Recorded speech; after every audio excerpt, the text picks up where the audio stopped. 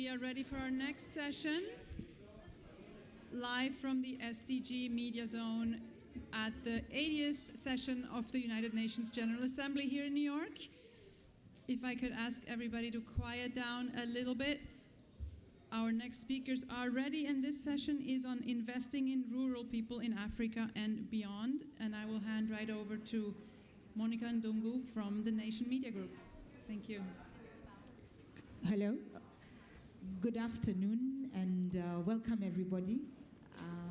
Not the sexiest of topics, but one of the most important. And I think that for me is what is very important today as I host on this fireside chat the president of the International Fund for Agricultural Development, President Alvaro. Let me say your second name, Lario. Where I come from in Kenya, we have a challenge with L and R. Sometimes we mix them up. And I was mentioning to the team this morning, I moderated a panel on AI, which feels like a buzzword. It's the rage right now, sounds like the most important thing. But when I thought about this fireside chat this afternoon and the implications that agriculture, rural communities, and the mandate that IFAD has to have a vibrant, inclusive, and sustainable rural community where people live free from poverty and hunger, it then centered my thinking around the first question: what really does this mean? What does IFAD's mandate mean? What do you do to ensure that rural communities are beneficiaries of your work? Thank you very much. So as you said, many times it looks as if it were not a sexy topic, but probably one of the most important ones that we have. And the reality is that 80% of poverty is concentrated in rural areas. And we have more and more every year in Africa. We have 10 million young people coming into the job market. So actually, what does IFAD do? So we invest in that first mile, which in many cases means very remote areas. We bring finance from governments, from other multilateral financial institutions like ourselves, and we create actual opportunities of raising their income and opportunities to just be able to stay where they are and lead a decent livelihood. So this means not only just production of agriculture, but actually there's lots of jobs that can be created across the entire value chain. So that means in transformation and value addition, that means in logistics, that means in storage, that means in certification, that means in exporting. And it's getting more and more traction. Actually, in many cases, as you know, in Africa, especially formally or informally, agriculture, food systems, and especially in rural areas, are more than 60-70% of the formal or informal jobs. So actually what we want to make sure is that these jobs are highly value added, and many of the heads of state actually are looking more into the transformation, into the value addition of many of their products in their own communities. So I think it can be truly transformational, and it's also a business opportunity. We can also talk on how this AI may play a role there, yeah. Yeah, but just to pick on what you said, there's a big challenge. There's a big opportunity. IFAD then works within those two areas to ensure that rural communities are consistently benefiting from your work. But let's talk about, this is 30 years post-Beijing. What strides have you made? What have you seen? What is the data telling you that says this is a great opportunity that governments, public sector should all look at business models that would enable that? What data are you seeing? Well, as you mentioned, I think probably the latest shock in the world, whether it's the Ukraine invasion, where it's some of the current geopolitics, have made especially food security a matter of national security. So it's becoming more and more geopolitically relevant. Many of the countries have to decide actually what crops should they be growing, what crops should they be importing, what are the value chains where they should be investing. We know that in sub-Saharan Africa, there's a lot of imports for rice, even for wheat. In some cases, it may or may not make sense because of the geography, but the reality is that the land is very fertile too. So it's a matter many times, also, as you mentioned, what's the toolbox, what are the instruments. In the case of rural women, I think there's lots of challenges that we can also discuss, given that you mentioned also the Beijing Declaration. One of them is very clearly, in many cases, land ownership, as an example. In the terms of land titles, only 20 to 25% belong to in many cases, ownership. I remember I was, as an example, in the Solomon Islands, a very successful rural entrepreneur woman, actually with cocoa crops and trying to create a small business around chocolate. And actually, she told me, I'm employing these tens of women here. I managed to get 50 hectares. But you know what? If suddenly my husband decides to divorce me, the entire business is gone because the land does not belong to me. This tells you a little bit of some of the challenges. The same goes vis-a-vis access to credit because of the collateral. In some cases, we're talking about leadership positions in the community. So there's lots of things that I think still need to change. And are you finding, you spoke earlier, you said it's starting to get traction. Are you finding consensus around some of those challenges and how to deal with them?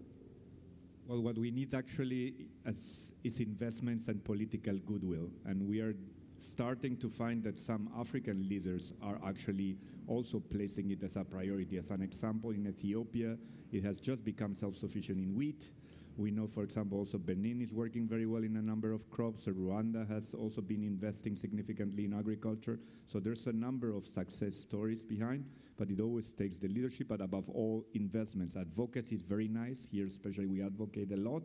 It's great to talk about it, but what matters to people at the end is being able to lead a decent livelihood. For that, they need the income, they need the jobs. All of the rest is very nice, especially from where we're living, to talk about it. So investments, political goodwill are things that are very critical to ensuring your mandate is successful. And thinking about the same, what role do you think, and you've mentioned this a bit in terms of linking national security to food security. So what do you think is the greatest role that rural people play in shaping particularly Africa's future? Well, rural people, when we talk about rural people, most of them are very young because the population in Africa is very young. So actually what we need to understand is what do young people want? And it's not very difficult to understand. They want to have a decent livelihood. They want to be connected. They want access to the internet. They want to have some type of business that it's also technology. They don't want to see themselves like their grandparents working only on the field. They want jobs where they feel they can also drive their own development. Not very dissimilar to the type of societies where we live, but the challenge is that those opportunities, in many cases, do not exist or are not created. So what we need to make sure is that institutions like IFAD or other multilateral development banks, public development banks, agriculture development banks, the entire ecosystem is constructive to create this type of, especially micro and small medium enterprises, which are the ones who create jobs. All of the rest, once more, is talk and advocacy, which is nice, but it does not change the lives of the people on the ground. So advocacy is good, but it needs to move to action.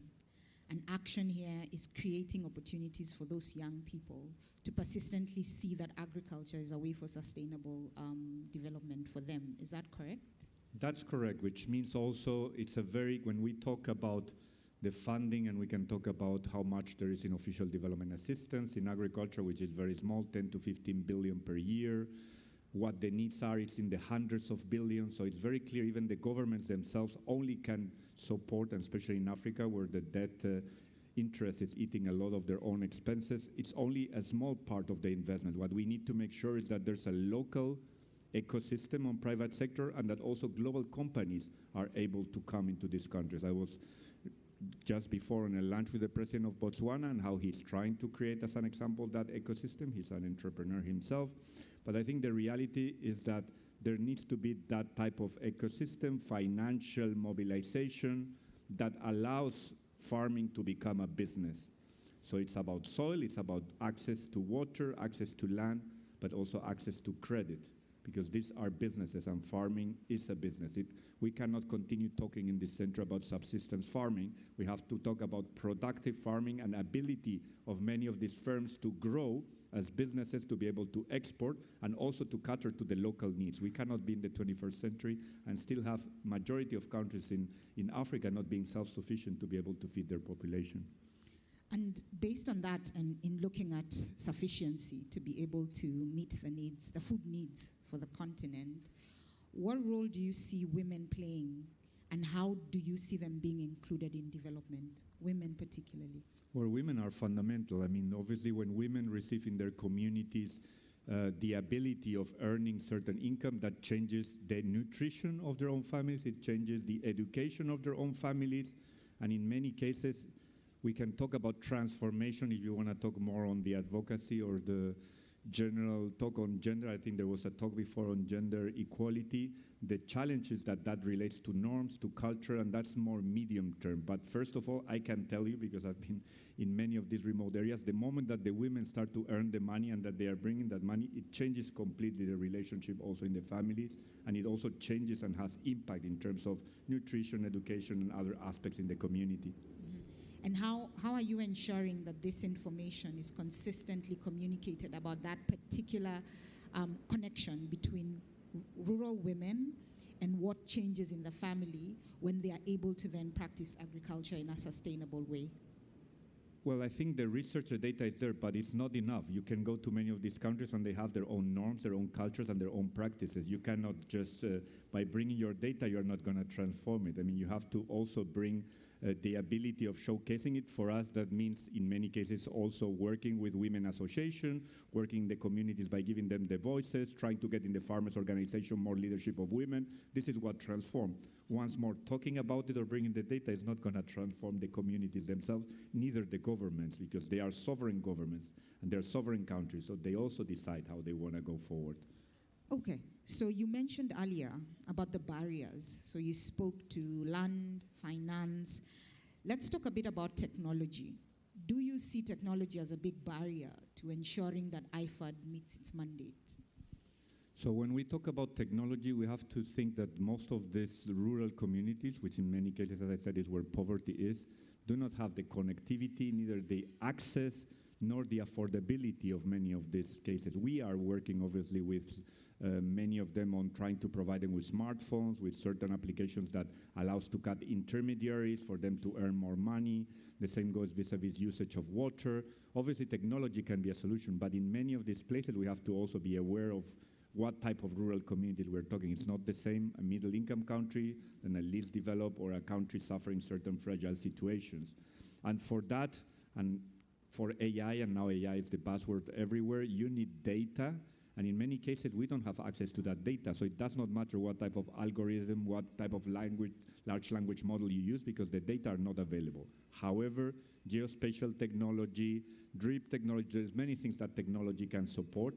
But right now, where poverty is entrenched, it's difficult to see how that technology can be leveraged to solve those challenges, because technology needs to solve certain global challenges. What challenge are we trying to solve? Poverty and hunger? Then we have to see exactly how that technology can contribute. And many times, this is absent in terms of conversations. Technology or AI can help many of the big businesses in getting better, more effective, more efficient on their logistics. Can it solve actually what we want to solve or what many of us want to solve? It's not always clear what are the means, or if the objective is that, how can we contribute to that? I think that's the question many times is absent. Yes, and I think to follow that up, because then how are you socializing? Because when buzzwords and things just take up everybody's time, and yet there are fundamental challenges that need to be sorted out that technology cannot necessarily sort out. How are you socializing governments, policymakers, funders, other institutions that can support you in the mandate of IFAD? How are you going about it? So let me give you an example rather than a big talk. So for example, there's a technology that we brought from Australia research centers to Africa, whereby in small-scale farmers, remote areas where some of the farmers are old, like everywhere in the world, more than 60, and they're illiterate in some cases, there was a sensor, basically green, yellow, and red. So it's to understand how moisture and how water goes in. If there's too much water in the soil, all of the nutrients go away. So the farmer loses his money and he has to put more fertilizers into it. If there's enough water, then the nutrients don't go away. Just, I can tell you, the moment they understand that and they see that it's working, they don't need to understand anything else. They are very cost conscious and they are entrepreneurs. So it's very clear that they will be very careful with the water they use. So I think that's a technology that is adapted, accessible, and solves a specific challenge, which is overwatering in some cases. Okay, and do you have any other examples around, because that was my next question, around innovations and solutions that you have seen across the work you do that then speak to that accessibility, that speak to inclusivity, so that regardless of everything else we are talking about, then there's communities that are benefiting from certain innovations that you're aware of? Well, technologies, there's many. I mean, it can be from just using doses in drip irrigation, it can be drones in certain middle-income countries, but the important part is what does it solve? For us, one of the biggest issues that small-scale farmers, actually, there's hundreds of millions of them in the world. So how do you aggregate them? How do you manage to scale certain solutions, not just to thousands, but to millions of them? I think this is one of the big challenges. In our case, I mean, we do it through many means. One is, for example, investing in special agro-processing zones and trying to also connect with small-scale farmers. In others, going to very remote communities in just creating roads that then connect them to markets. So I think innovations, there's many, but in the case of poverty, in the case of small-scale farmers, the challenge is how to aggregate and bring them and scale them up in many of these very remote areas. For us, in every cycle, which for us means every 3 years, we actually increase the income of 77 million small-scale farmers, which is already quite a big impact. The same goes vis-a-vis production, resilience, other figures, but the issue that we're trying to solve is in the tens or hundreds of millions, not in the thousands. So we need solutions that can be scaled up for that. Okay, and in part of those solutions, and you mentioned earlier first, particularly about Africa and the median age of Africa and the fact that there's young people, how do you make agriculture something that they want to participate in, something that they want to feel is not, you've mentioned about old people, how do you, what are you doing around that? Well, I think it's, in this case, I think there's no differentiation between developed and developing countries or Africa. Very few people, except if you look at TV series, want to become a farmer or such. Why? Because it's not seen as a sexy employment. At the same time, how do you bring young people? Well, clearly through technology, by making it a business, and also by making sure that it's not only in production, but actually in many other parts of the value chain. That allows them also to feel more part of something more high value, which in many cases it's two, and it relates also to the income that they can earn.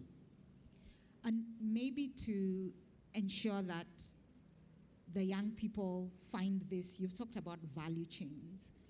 Are there value chains where you're finding they're more interested in? Because at the end of the day, yes, they want sustainable businesses. Are you finding, yes, going to the land may not necessarily, but I can help with the harvest, I can facilitate, add some value to that crop, and then it becomes viable for me? I think there's, obviously when there's transformation, there's much more added value. We were talking about women. I remember visiting a project of 1,000 women in the north of Côte d'Ivoire, where many of their people in their community were actually either doing illegal mining, joining terrorist forces, but they came together. Actually, their mango plantations were being rotten, so we found a way of drying some of their mango, actually packaging it and exporting it to Switzerland. And they were here we're talking about a community of 1,000 women with 1,000 hectares, but that provided them obviously much more added value. They felt also that they were getting the income they needed. This is an example of the type of, I would say, transformational work or businesses that can really change communities. Okay, and I think that's really important, because then it does facilitate for people to see farming not just as what goes into the land, but how you add value to what also comes from the land. So as we come to the end, what is IFAD's commitment to rural people, not just in Africa and not just in the next few years, but in the many years to come? Well, for us in Africa, our current commitment of core resources is 60% of our investments go to Africa and sub-Saharan Africa primarily. But what we're trying to do is also evolve as a business model and as an institution, a financial institution, but also a UN specialized agency, in trying to see how we can work and co-invest with the private sector. We have a lot of public-private partnerships, but now we're also using our money where our mouth is and co-investing with them in order to mobilize more financing for that first mile. So this is, we're transforming how we operate, and this is the current, I would say, commitment from now to 2030 to try to work with governments, with the local private sector, with the global private sector on mobilizing more financing for this first mile. And which you mentioned earlier is the business model, and the co-financing then becomes a critical way of furthering your work. Is that what you're speaking to? That's very important. It's not only about our own financing. For us, the most important is whatever institutions, sectors we can mobilize to increase the investments in that first mile. That's our goal. It's not only about us or IFAD. It's about mobilizing as much financing we can with the solutions we know that work. Okay, fantastic.